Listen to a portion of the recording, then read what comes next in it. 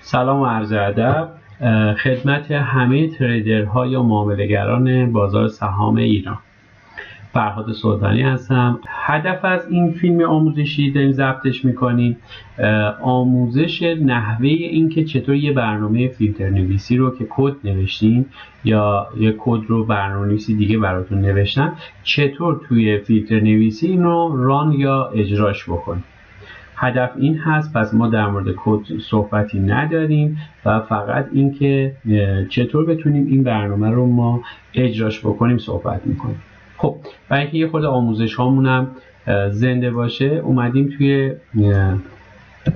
ساعت کاری بورس برنامه داریم ضبط میکنیم. پس البته یه جاهایی اگه یه ذره تاخیر داشت من مجبورم پاوز بدم برای اینکه وقت فیلم گرفته نشه و میبینید که ساعت 10:35 هست و اصلا الان عذرخواهی کرده باشیم که اگه یه جایی من پاوز میزنم به خاطر همین هستش. خب مستقیم میریم سراغ گزینه دیدبان بازار.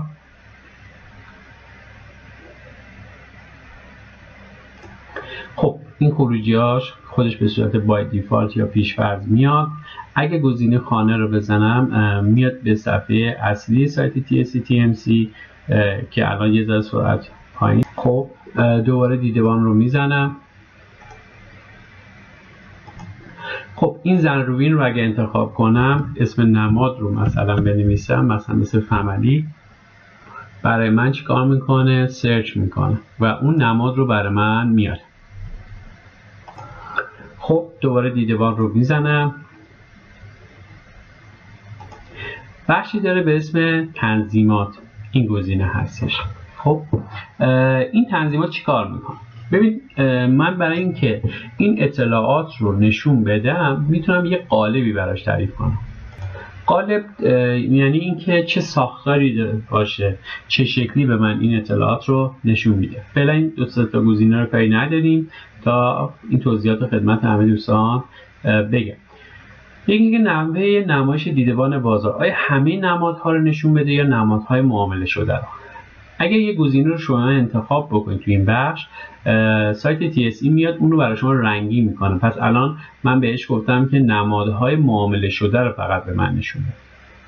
اگه همه نمادها رو بخواید روش کلیک میکنید و طبیعتا همه نمادهایی رو که تو این لحظه کلا توی بورس هستش رو به شما نشون میده. خب من میگم نه، نمادهای معامله شده رو به من نشون بده.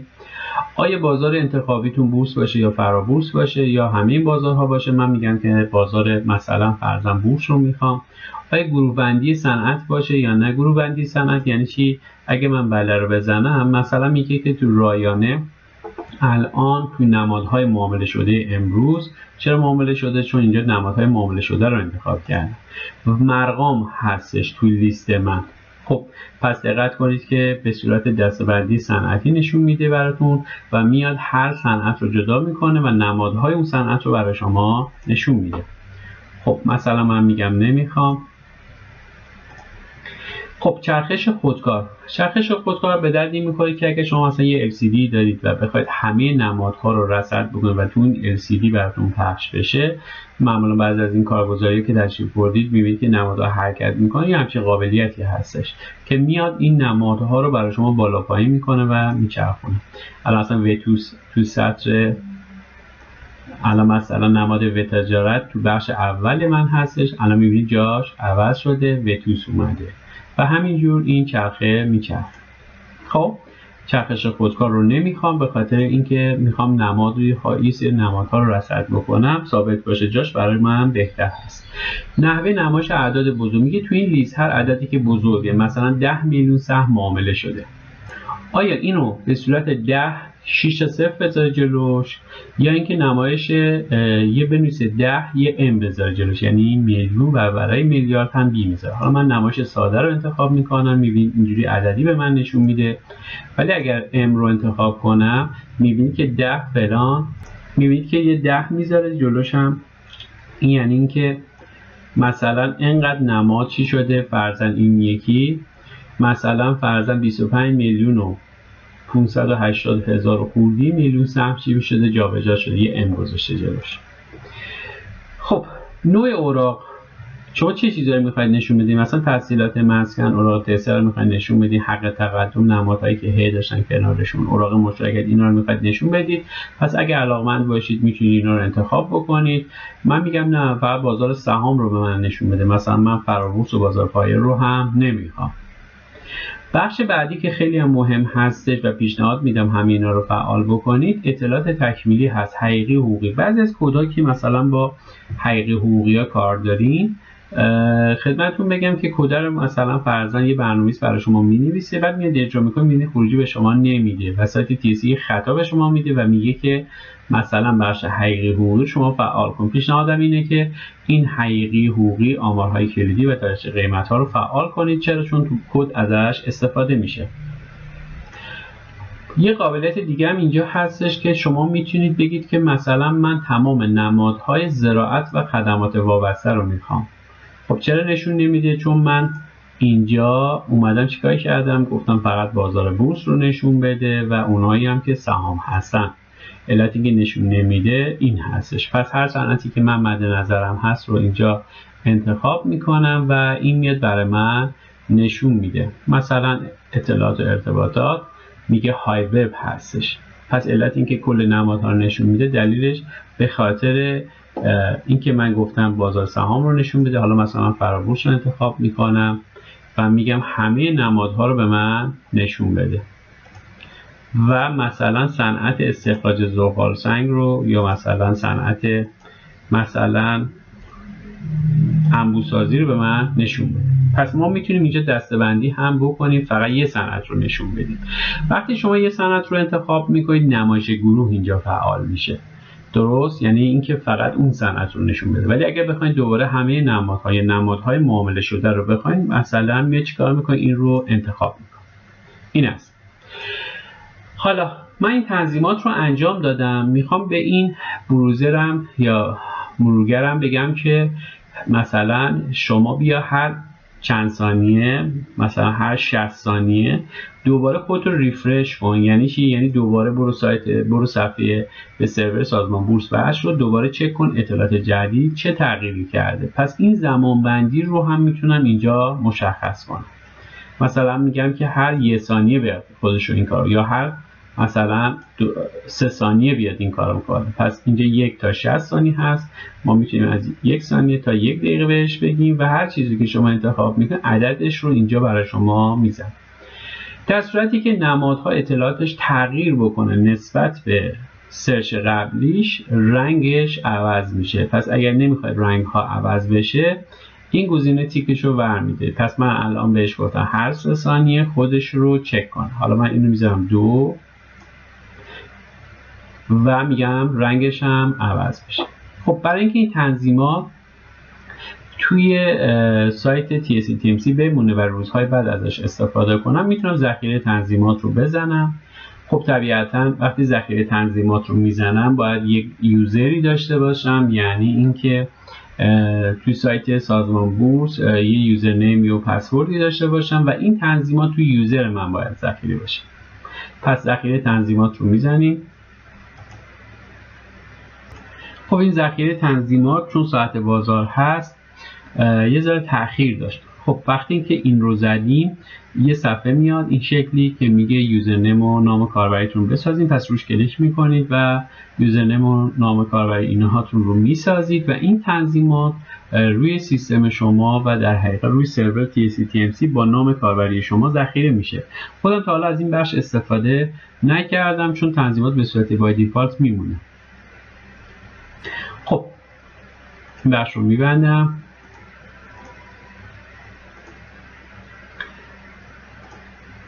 این هم جستجوی سریع هست که باز هم این بخش استفاده ای نداره برای ما، به خاطر اینکه شما میتونید اینجا یک کلاس تعریف کنید و بیاید تحلیل مثلا یه تالار تعریف کنید و یه سری افراد رو دعوت بکنید که این هم تا حالا استفاده ای نکردم. علتش هم اینه که بار ترافیک سرور میره بالا و من تا حالا از این تست نگرفتم. پس مشاهده سریع این بخش رو برای شما حذف میکنم. خب بحث فیلتر هست. منتها قبلش ما میتونیم مثلا ما نمادهایی رو که بیشترین تعداد معامله یا تعداد قراردادهای شده رو نشون بدیم، میتونیم روی ستونش کلیک کنیم، یه بار میزنیم میشه نزولی، یعنی الان از کمترین داره نشون میده به سمت بیشترین، و دفعه بعد روش کلیک بکنیم از بیشترین نشون میده به سمت کمترین. پس هر ستونی که مد نظرتون هست رو میتونید اینجوری سرچ کنید. خب حالا وقتی که از این قابلیت استفاده میکنید، اینجا میاد میگه که ترتیب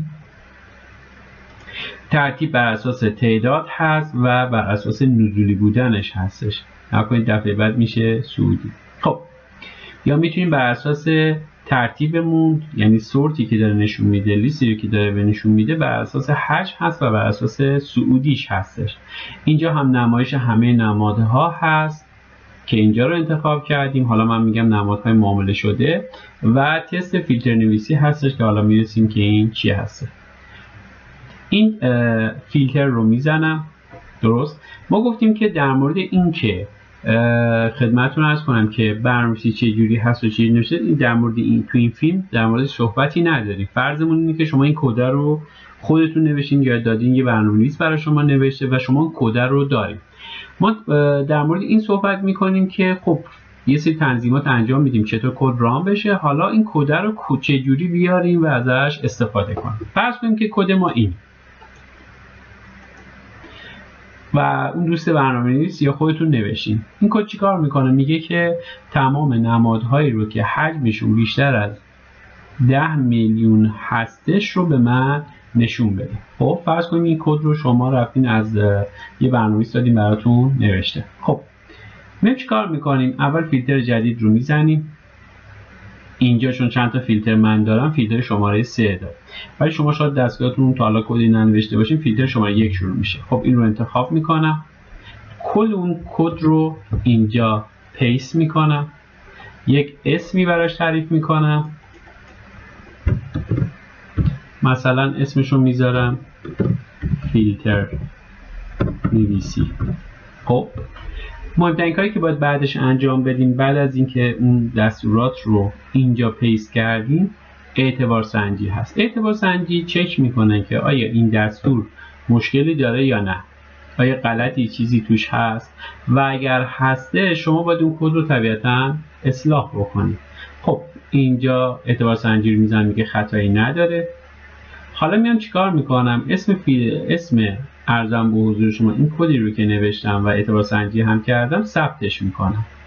خب ذخیره میشه. این ثبت معادل همون ذخیره هست. اگه سوالی در مورد برنامه‌نویسی اینها دارید میتونید از راهنمای ثبت فیلتر استفاده بکنید. حالا تست فیلتر نویسی رو انتخاب میکنم.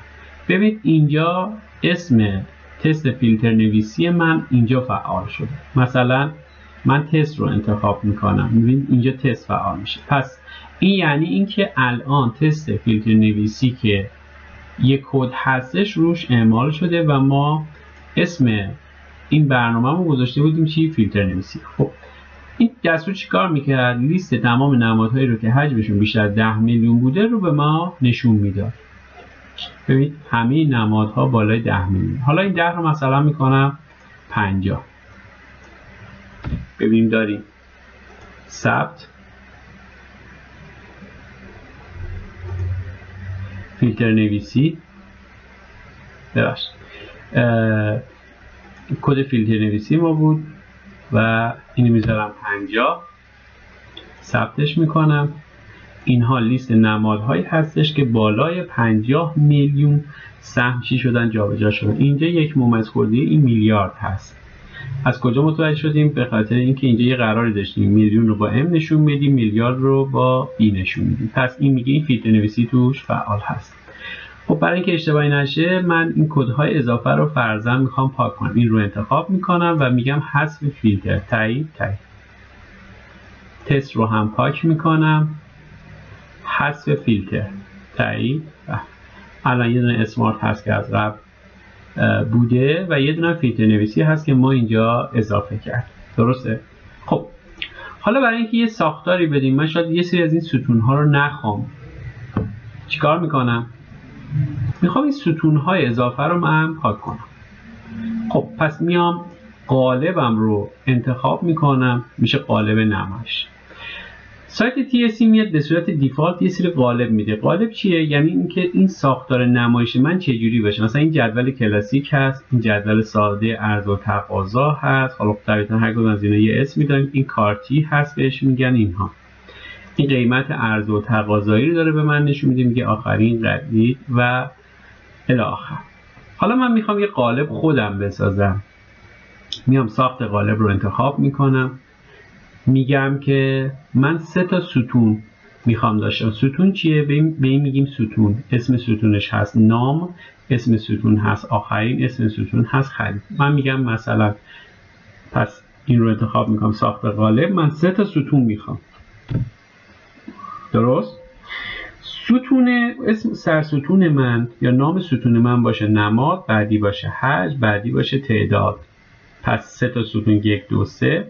اینجا میگم 4 دیتا رو چی نشون بده؟ میگم مثلا اسم نماد رو نشون بده. بعدی حجم، میگم حجم معامله رو نشون بده. بعدی تعداد معامله رو نشون بده. پس اینها رو اینجا مشخص میکنم. خب چپچین بشه راستچین بشه چجوریه؟ میگم اینجا رو مثلا راستچین کن نام نماد رو، یعنی از سمت راست به چپ پر کن.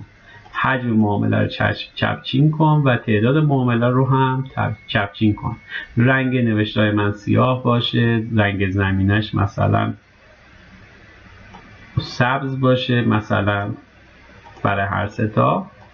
و پهناش چقدر باشه؟ مثلا این پهناش چقدر باشه؟ و اسلج بولد باشه، میگم نام نماد من مثلا بولد باشه. آیا کات داشته باشه؟ میگم هر دو طرفش هم یک کات بر من بکش. پس این تنظیمات رو انجام میدیم و دست آخر ذخیره قالب شخصی رو میزنیم. خب میبینید که هنوز تنظیمات ما یا تغییرات قالب ما اعمال نشد. دلیلش اینه که شما قالب رو ساختیم، درست؟ حالا شخصی رو انتخاب میکنید. پس اینجا یه تعداد قالب رو سایت TSC به صورت دیفالت گذاشته. برای اینکه ما قالب خودمون رو بسازیم اول ساخت قالب رو میزنیم میسازیمش. برای اینکه اون رو نشونش بدیم شخصی رو انتخاب میکنیم. میبینید که قالب به اون چیزی که ما میخواستیم تغییر کرد. من گفتم این بولد باشه، حجمش و بعدش تعداد معاملاتش رو به من نشون بده. پس ما اینجا میتونیم تو ساخت قالب خیلی چیزا رو بگیم، نماد، نام، فلان فلان، همه اینا رو نشون بده. خب یه نکته ریز داره این وسط. مثلا حالت دیگه داریم اینه که من میخوام یه کار محاسباتی انجام بدم. ببینید دوستان اینجا رو شما فقط انتخاب میکنید که نام نماد رو نشون بده یا آخرین قیمت رو نشون بده، درسته؟ پس هیچ کاری نمیتونید بکنید، تغییر نمیتونید بدید، فقط میتونید بگید نشون بده یا نه. اما زمانی که یه کار محاسباتی دارید، مثلا فرضاً RSI رو شما میخواید چیکار کنید؟ نشون بدید توی این صفحه، یا مثلا یه اندیکاتور رو خودتون ساختی میخواید نشون بدید. خب پس مجبورید که یک فیلد، حالا ما بهش میگیم، این فیلد رو شما خودتون داشته باشید. که سایت TSC اومده 3 تا فیلد برای شما تعریف کرده، یعنی حداقل مجاز این که شما 3 تا مقدار رو محاسبه کنید و بگید اینجا به من نشون بده. حالا برای اینکه این متوجه بشیم من میام یه ستون دیگه اضافه میکنم 4. مثلا RSI رو اسم نمادش رو میذارم، اسم ستونش رو میذارم RSI و اینجا میگم که فیلد 0 رو به من نشون بده. خب و ذخیره قالب. حالا دوباره قالب نمایش شخصی رو انتخاب میکنم. این RSI که الان محاسبه شده محاسبه درستی نیستش. پس نام نماد، حجم، تعداد و این RSI. حالا کد RSI رو از کجا بیارم؟ تو هلپ خود TSE این کد هست. خب سایت TSE کد RSI رو نوشته. برای اینکه اون رو بیاریم میایم تو صفحه فیلتر نویسی، راهنمای ساخت فیلتر رو انتخاب میکنیم و ستون 15 هم رو انتخاب میکنم. میبینیم که مثال کد زیر آخرین مقدار RSI رو محاسبه و نشون میده. ما عرض کردیم خدمت دوستان در مورد کد صحبت نمیکنیم چون هدف این فیلم نیستش. حالا این کد رو سایت TSE نوشته، ما این رو میایم کپی میکنیم و کامل دقت کنید تمام آکولات ها رو از بالا کامل برمی‌داره. این رو کپی میکنم، اینجا یه دونه فیلتر جدید میزنم، اسم فیلترم رو میسازم، اسمشو میذارم RSI مثلا.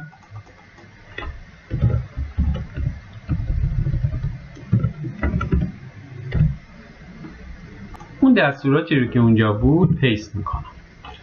فقط اون قضیه سی فیلد رو براتون توضیح بدم.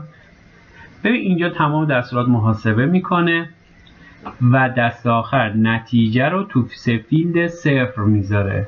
پس اگر من این سه فیلد رو ندارم عملا RSI محاسبه نمیشه. اعتبار سنجی رو میزنم، میگه خطایی نداره، ثبت رو میزنم و این دستور چی میشه؟ الان اعمال میشه. چرا؟ چون اینجا RSI رو ما میبینیم. الان مقدار RSI تک تک این نمادها رو محاسبه کرده. حالا این RSI چی کار میکنه خیلی بحث ما نیست. این پریودش 20، میخوای 14ش بکنید، پس این رو 14 انتخاب میکنم. الان این RSI 14 روزه این نمادها هست و انتخابش که کردیم. پس ما به این شکل میایم چیکار میکنیم؟ عرضم به حضور شما که دستورات رو که حالا یا خودمون نوشتیم یا دادیم یه برنامه‌نویس برای ما نوشته، به این شکل ازش استفاده میکنیم و به این شکل توی برنامه سایت TSC رانش میکنیم. امید به اینکه این فیلم آموزشی به کار دوستان بیاد و ایشالله بتونید هر روز پرسودتر باشید و توی کسب و کاراتون موفق باشید.